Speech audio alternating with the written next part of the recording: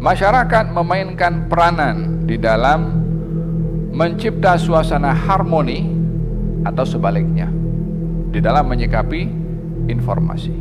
Masyarakat perlu cerdik dan pandai. Mana informasi yang perlu dibahas, mana informasi yang perlu untuk kita menggunakan istilah fiqhut taghaful. Apa itu fiqhut taghaful? Ignore. Ya, ada kalanya kita perlu untuk punya sifat ignorance dalam hal-hal yang tidak perlu. Untuk apa buang masa, buang pikiran?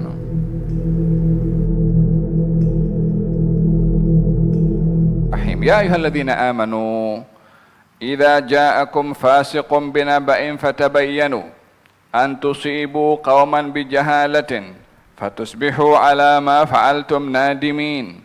Wahai orang-orang yang beriman, jika datang kepada kamu seorang fasik dengan membawa satu berita, hendaklah kamu memastikan kesahihan berita itu.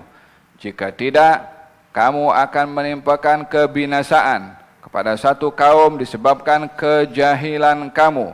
Sehingga dengan begitu, atas apa yang kamu lakukan, kamu pasti akan menyesal. Ayat ini berbicara tentang sikap berhadapan dengan informasi, dengan khabar. Dan zaman ini zaman yang mencabar karena informasinya berlegar dengan mudah dengan pelbagai macam medium daripada media sosial. Mau dengan TikToknya, mau dengan Facebooknya, mau dengan IG-nya, macam-macam sekarang lah. Ayat ini turun kepada baginda Rasulullah sallallahu alaihi wasallam ketika baginda Rasulullah mengutuskan seorang bernama Al-Walid ibn Uqbah ibn Mu'aid. Al-Walid ibn Uqbah. Katanya, Walid, kamu pergi ke perkampungan namanya perkampungan Bani Al-Mustalik. Mereka memeluk agama Islam. Dan mereka berjanji kepada saya untuk mengeluarkan zakat. Maka kamu datang kepada ketuanya, ambil harta zakat yang sudah dikumpulkan untuk diagihkan kepada yang berhak daripada asnaf. Berangkat Al-Walid. Al-Walid ini, dia ada masalah dengan salah seorang yang ada di Bani Al-Mustalik. Maka dia pun risau, takut. Jangan-jangan masalah dia dengan orang yang ada di Bani Mustalik akan menyebabkan nanti dia dibunuh, disakiti, atau dilakukan hal yang membahayakan kepadanya. Sementara dia sedang menjalankan tugas Rasulullah sebagai amil, sebagai wakil daripada Baitul Mal. Maka Al-Walid waktu itu kembali terus ke Madinah. Setelah berjalan, perasaan takutnya makin kuat, maka Walid pada akhirnya patah balik. Sampai di Madinah mengatakan, ya Rasulullah, kaum yang engkau kata masuk Islam mereka dah murtad. Mereka tak mau keluarkan zakat. Maka Nabi SAW terkejut. Bagaimana mereka berjanji untuk hantarkan zakat, tapi diberitahu kalau mereka murtad. Dan mereka akan membunuh saya, wahai Rasulullah, katanya. Dituduh murtad, dituduh tak keluar zakat, dituduh akan membunuh kepada dia. Padahal dia tak sampai pun. On the way je patah balik dia, Newton. Karena perasaan takut. Maka baginda Rasulullah SAW panggil Khalid ibn al-Walid. Gal siapkan pasukan. Berangkat kamu dengan pasukan itu, tapi pastikan dulu berita itu benar atau tidak. Paham? Sementara orang-orang di Bani Mustalik ini yang sudah berjanji kepada Rasulullah untuk keluarkan zakat, mereka sudah kumpul itu zakat untuk diserahkan kepada Rasulullah, untuk diagihkan kepada asnaf. Kata mereka pula mengatakan, Nabi janji akan hantarkan orang untuk datang dan ambil dan kolek ini zakat. Tapi kenapa tak datang-datang? Tak mungkin Nabi ingkar janji. Tengok macam mana berita. Di sini Nabi hantar tentera. Di sini mereka standby nak kasih duit zakat. Berita punya pasal. Informasi punya pasal. Kalau hal itu tak sampai terdedah, kan boleh berlaku peperangan dan pembunuhan kepada satu negeri itu. Gara-gara satu informasi yang salah. Kita punya zaman sekarang karena informasi yang salah, orang dimaki, orang diumpat, orang dijatuhkan, orang dicerca, orang di macam-macam. Gara-gara informasi palsu. Terus dipikir itu selesai dengan isu itu selesai macam itu. Tidak ya akhi. Yang catit kanan kiri tetap catit. Berita boleh hilang, percakapan boleh selesai, catatan tak selesai. Dunia ini bukan kita punya. Bukan bertukarnya hari makna yang hari semalam. Assalamualaikum warahmatullahi wabarakatuh. Tidak. Semalam itu masih ada catatannya. Kita tak boleh patah balik bagi semalam. Tapi yang kita buat semalam dicatat. Yang maki orang, yang umpat orang, yang dia fitnah orang, yang viralkan orang. Isunya sudah selesai, case-nya sudah selesai. Itu apa namanya? Sudah buat itu press conference. Walhasil sudah istilahnya macam-macam. Buat pendedahan, buat pengakuan yang dituduh sudah ternyata yang yang dituduh diviralkan tak betul. Oh, tak betul. Kemudian selesai macam tu. Mudah sangat orang berpikir seperti itu.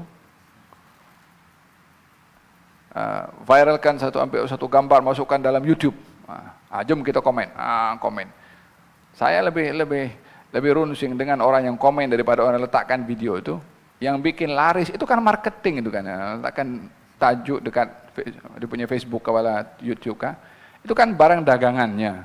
Siapa yang melariskan? Yang komen, yang bagi subscribers itu. Itu yang melariskan barangan itu. Berarti marketingnya berjaya. Coba jangan komen, jangan tengok, jangan pandang saja. Lama-lama tak ada orang, barang diletakkan tak ada orang beli. Untuk apa diletak di situ? Jangan lariskan barangan yang tak betul. Yang betul tak apa, bagi subscribers. Kalau boleh bagi 49 subscriber tak apa. Benda yang baik. Tapi yang tak baik, kenapa kita nak campur tangan dalam hal yang la yusmin wa la yughni min ju', tak ada apa-apa kaitan, pun akan disoal juga pada akhirnya kalau perkara itu perkara yang batil. Faham dong? Berlaku hal ini sampailah Khalid bin Walid keluar dengan tentera.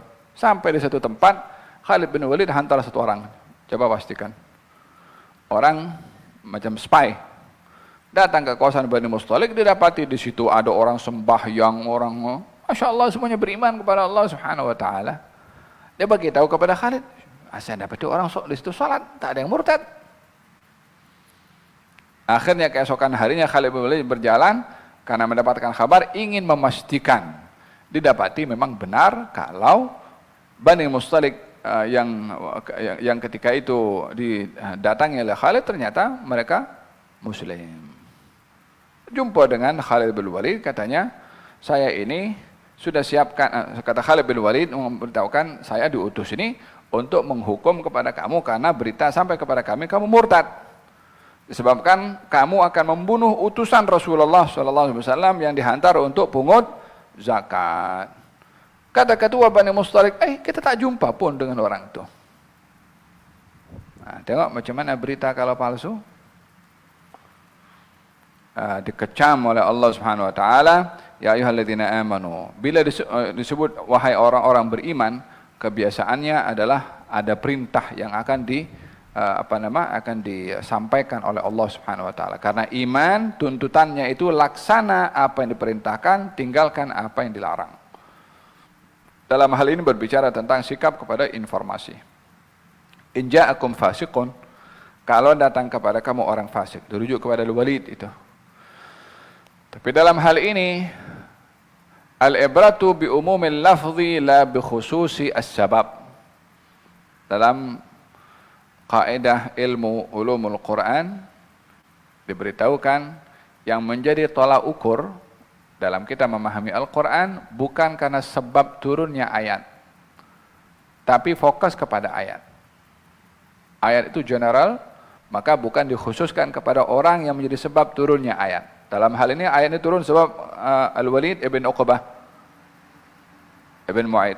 Bermana ayat ini khusus untuk dia? Tidak, ya untuk semua. Oleh sebab itu dikatakan in ja'akum fasiqun, bila datang kepada kamu orang fasik. Fasik di sini artinya orang yang dia tidak jujur, dusta. Oleh sebab itu, bila mendatangkan saksi untuk bersaksi, syarat saksi itu dapat diterima kesaksiannya bila dia seorang yang adil, artinya orang yang jujur.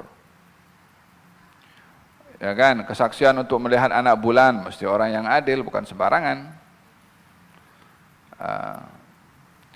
Arti di antara fasik adalah al-khuruj anil haq. Salah satu arti daripada fasik, al-khuruj anil haq, keluar daripada kebenaran. Dalam hal ini diartikan orang yang keluar daripada kebenaran dengan melakukan dosa, baik dosa besar yang tidak bertaubat atau dosa kecil yang dilakukan secara berterusan, itu juga bahagian daripada definisi fasik. Walihada dalam Al-Quranul Karim Allah Subhanahu wa taala ketika memerintahkan kepada para malaikah dan jin untuk sujud kepada Nabi Adam, yang enggan untuk sujud iblis. Fa fasaqa an amri rabbih. Iblis fasaqa, fasik, keluar daripada perintah Tuhannya. Maksudnya tidak ikut kepada perintah Allah Subhanahu wa taala. Jadi fasik di sini berarti keluar daripada kebenaran atau menyimpang daripada kebenaran, atau orang yang melakukan dosa besar tidak bertobat, atau dosa kecil dilakukan secara berterusan tanpa menginsafinya untuk berhenti. Perintahnya di sini, bila datang kepada kamu fasik membawa berita, fatabayyanu, hendaklah kamu memastikan berita itu betul atau tidak. Dalam bacaan yang lain, fatathabbatu, sabitkan dulu berita itu supaya tidak mengambil berita yang tidak jelas, apatah lagi berita itu berita palsu. Di antara at-tathabbut, cara untuk memastikan berita, dirujuk kepada ahlinya, dirujuk kepada pakarnya. Apa saja berita yang kita dengar, maka dirujuk kepada ahli dan pakar berita tersebut. Di dalam Al-Quranul Karim Allah berfirman, wa idza ja'ahum amrun minal amni awil khawfi adha'u bihi walau radduhu ila rasuli wa ila ulil amri minhum la'alimahu alladhina yastanbitunahu minhum. Katanya bila datang berita tentang keamanan atau peperangan, maka mereka terus sebarkan berita itu. Andailah mereka itu merujuk kepada Rasul untuk memastikan berita itu betul atau tidak, atau kepada ulil amri, orang yang ahli dan pakar tentang berita itu untuk memastikan. Dalam hal ini tergantung kepada keahlian, bergantung dengan berita itu tentang apa untuk dirujuk kepada ahlinya. Walaupun kadang-kadang ahlinya pun berbeza pendapat. Tentang COVID contohnya, tentang COVID siapa akan berbicara? Ya orang yang mengerti tentang virus. Jangan diserahkan kepada orang yang kerja bangunan untuk cakap pasal virus, bukan ahlinya. Dirujuk kepada yang ahli. Walau radduhu ila rasuli wa ila ulil amri minhum. Berita berkenaan dengan situasi dalam satu negara, maka dirujuk kepada yang mentadbir negara. Wahakadha, dirujuk kepada orang yang ahli.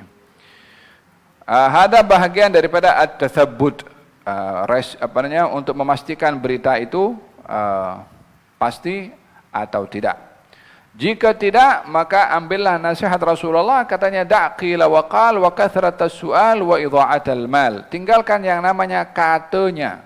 Kalau sudah katanya, atau saya rasa, saya rasa. Kalau sudah saya rasa itu Yang awak rasa bukan saya rasa. Jadi kalau berita itu sudah ikut rasanya, tunggu dulu. Faham dong? Wah, ada bahagian asbab untuk kita berhati-hati dalam menerima satu khabar. Fatabayyanu an tusibu qawan bijahalatin. Kalau kamu tidak berhati-hati dalam khabar itu, boleh jadi kamu mengambil satu tindakan yang menjadi musibah bagi orang lain. Karena sebab informasi yang salah. Berapa banyak dalam perang itu kan untuk menyemarakkan peperangan, ya taburkan itu informasi yang tak betul. Kali zaman Rasulullah SAW ada satu informasi yang berlegar di tengah-tengah masyarakat, dan informasi ini yang boleh mempengaruhi bila menjadi buah bibir kepada masyarakat. Masyarakat memainkan peranan di dalam mencipta suasana harmoni atau sebaliknya di dalam menyikapi informasi. Masyarakat perlu cerdik dan pandai. Mana informasi yang perlu dibahas, mana informasi yang perlu untuk kita menggunakan istilah fiqhut taghaful. Apa itu fiqhut taghaful? Ignore. Ya, ada kalanya kita perlu untuk punya sifat ignorance dalam hal-hal yang tidak perlu. Untuk apa buang masa, buang pikiran? Faham tuh? Baginda Rasulullah ketika diingatkan oleh Allah Subhanahu wa taala, "Wasbir 'ala ma yaquluna wahjurhum hajaran jamila." Tinggalkan apa mereka kata. Sabar apa yang mereka kata kepada kamu. Dikatakan syair, dikatakan gila, dikatakan penyair, dikatakan apa lagi? Penyihir, macam-macam. Dikatakan bomoh, dikatakan dongeng. Sementara beliau adalah insan termulia di langit dan juga di bumi. Wasbir, apa mereka kata, sabar. Lepas itu wahjurhum, ignore. Jangan pedulikan. Ketika berita sampai kepada Rasulullah SAW bahwasanya ada tuduhan kepada Siti Aisyah. Kalau Siti Aisyah ada hubungan sulit dengan Safwan ibnul Mu'attal, sahabat Nabi yang mulia, dituduh ada hubungan sulit dengan istri Nabi tercinta. Nah, tengok dalam hal ini tuduhan tuhman itu bukan sembarangan, hatta kepada orang-orang yang sangat mulia. Dan yang menarik atau yang pelik juga, berita itu berlegar dan menjadi pembicaraan di tengah-tengah kaum muslimin. Hatta kaum muslimin pun berbicara. Menggambarkan bagaimana reaksi manusia bila berhadapan dengan satu berita. Dan kita ketika baca hal ini, tujuannya supaya kita belajar. Itu berlaku di zaman itu, bukan sekedar kisah saja tanpa kita mengambil ibrah. Walaupun berlaku kepada para sahabat waktu itu. Di sini ada beberapa orang yang berbeza sikap ketika mendengar berita yang berlegar. Daripada mulut ke mulut. Bermula daripada seorang bernama Abdullah bin Ubay bin Salul. Aisyah ada begini, cakap sama satu orang. Dia tahu orang yang bercakap ini, dia punya speaker luas. Dia bagi tahu saya, dia akan spread kepada semua tempat. Lepas itu dia sembunyi tangan, dia lempar batu sembunyi tangan. Ketika ditanya oleh Rasulullah, wallahi saya tak cakap. Dia bersumpah, wallahi tak cakap. Padahal dia pertama. Faham dong? Berlegar di mana-mana sudah, mula berbicara, termasuk Hasan bin Thabit tergelincir dalam pembicaraan itu, adik iparnya Rasulullah pun tergelincir dalam pembicaraan itu, Mistah tergelincir dalam pembicaraan itu. Ada sahabat-sahabat yang tergelincir karena dibicarakan secara menyeluruh. Jadi ada sahabat yang tergelincir dan dihukum oleh Nabi SAW. Hasan bin Thabit dan lainnya dihukum oleh baginda Rasulullah SAW. Masalahnya melanggar hukum yang ada dalam syarak, yaitu qadzaf, menuduh orang lain yang bukan-bukan tanpa ada bukti. Ditegur oleh Allah Subhanahu wa taala, id talaqawnahu bi alsinatikum, Ketika kamu itu yakni melafazkan apa yang ingin kamu cakapkan dengan mulut kamu dan kamu berbicara tentang berita itu tanpa kamu punya dasar ilmu. Informasinya tak ada, kenapa kamu cakap? Adakah kamu menyangka itu percakapan itu ringan, biasa, kecil? Wa huwa indallahi azim. Tahsabuna hayyinan. Adakah kamu menyangka ini perbuatan adalah perbuatan kecil remeh-temeh? Wa huwa indallahi azim. Tapi itu besar di sisi Allah. Nah, jangan dianggap hal-hal kita viralkan ini hilangnya waktu, habis sudah. Kita maki fulan, aibkan fulan, keluarkan lagi-lagi kalau sudah nak pilih-pilih apa tu kan, mulu dah. Geng-geng mana itu media sosial dah ada prepare. Macam mana nak jatuhkan killing of character. Macam mana kita nak cari aib orang ni supaya tak jadi dia korek. Ya kan? Berhasil atau tidak, tercapai atau tidak, katalah berhasil. Oh, alhamdulillah kita menang. La haula wala quwwata illa billah. Alhamdulillah, dasar apa ente? Bersyukur kepada Allah karena mengaibkan orang, karena berjaya dengan kedudukan yang dicari. Lepas tu khalas.